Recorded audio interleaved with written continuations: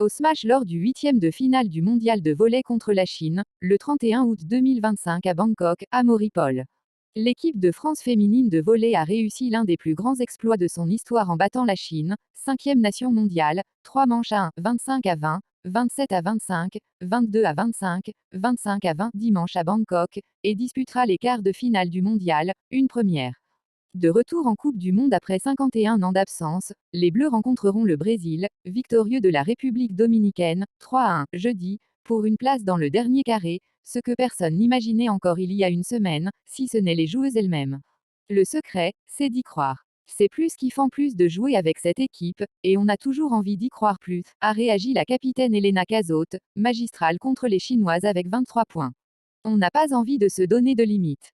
On est capable de jouer un bon volley, et on sait qu'en étant outsider, on est meilleur.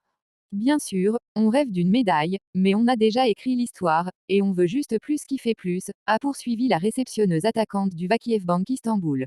Les Françaises sont venues en Thaïlande avec l'ambition d'aller le plus loin possible, mais leurs états de service ne plaidaient pas en leur faveur.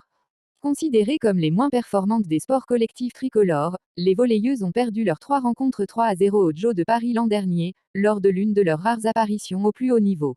Chargé, mais ce groupe, guidé par le sélectionneur espagnol César Hernandez, apprend rapidement.